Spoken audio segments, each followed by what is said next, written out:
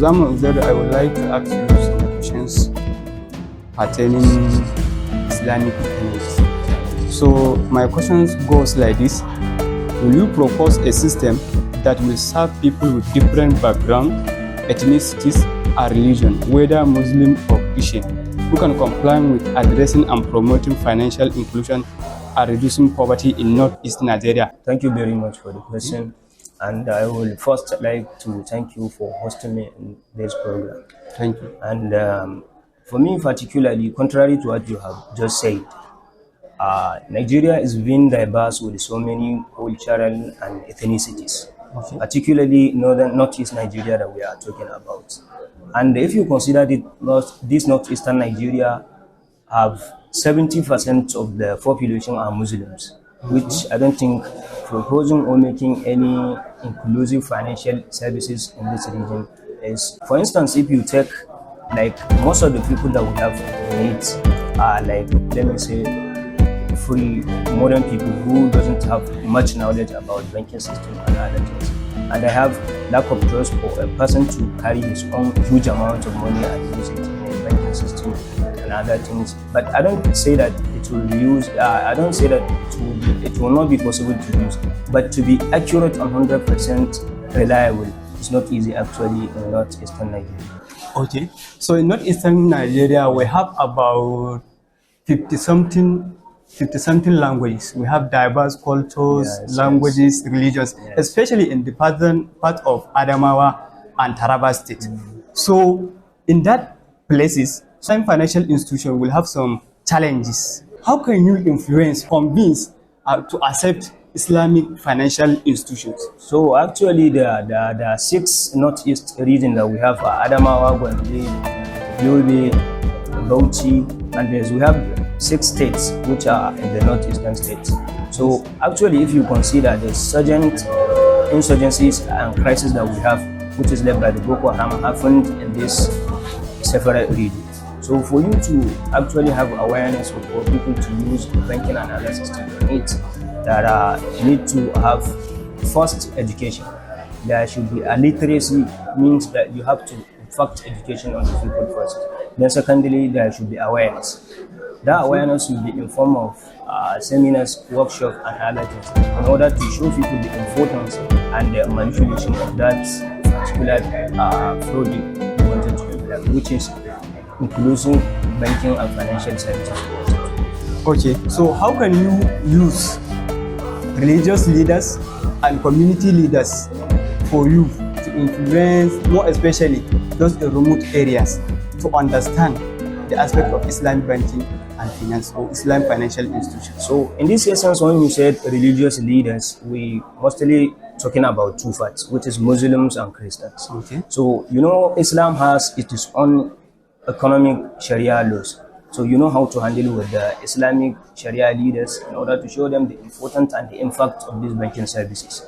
So the other things is for the Christian brothers. You also use the ways for you to tell them the importance and impact of the financial services too, through the confluence of their various Sharias, laws, and their ways. So thank you. Nice to meet you. Thank you very much. Nice to meet you, Dr. Mustafa. What technology should be adopted to monitor and evaluate the performance of the beneficiaries members, including commerce and inclusion opportunity? I'm very excited to having this wonderful opportunity. Thank you. Firstly, I will start with technology. When we say technology, it means tools and techniques that uses to develop something.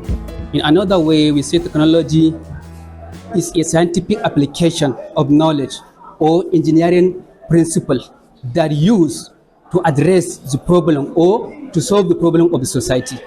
I will use this opportunity to explain something about economically, technologically, and Islamically. Problems that are affecting Northeast in Nigeria. Basically, we have lack of banking finance. More especially when you look at the Yobe State, we have at least 17 local government. Only 4 local government having bank in our area. So this is among the main problems that affect the monetary activities. Okay. Then we have zakat. Zakat is an obligatory or mandatory to all Muslims who are able to pay the zakat. When we say zakat, we have zakat management technology. This management can be used to raise food in transparency and efficient manner to share people. Then we have geopolitical technology.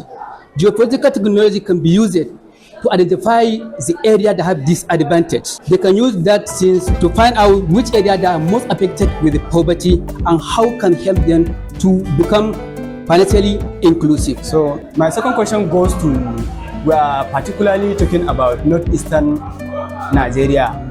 So to be more specific, Borno, Adamawa, and Yobe. So you made mention that in the whole 17 local government of Yobe State, so we have Damaturu, Potoskum, Gashua, and Nguru that have banking system. Which way can we use technologically to make sure that those in rural areas, like those in Kachalari, Maimalari, Dolam, Matsina, Karmache, and Kanama, and other places like in Yobe State, how can we include them in the financial institution technologically? Good. This is a good question. So the problem that affecting this area, lack of banking is another main problem that affecting them. Recently, what happened in Nigeria is the issue of changing currency. This policy affects most of the people that are in remote areas. The hardship is unpredictable. So it's better for the government to create more microfinances or more area to the people that living in remote area to assist their financial activities. Like the introduction of, or like the establishment of Gashua microfinance. Yeah. So what can you say about the online, like that of POS and other small online banking? So are we to make an awareness on them? Why? Because in the recent Naira design policy, most of the people suffer a lot. Are we to make an awareness, or we are going to use another way in order to make sure that we include them in the technological banking system? Just we can make an awareness to them.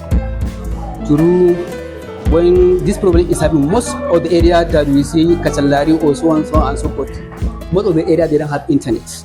Yes. So how can they get the internet service? No way. So the government should provide another policy that can reach these people. Thank you.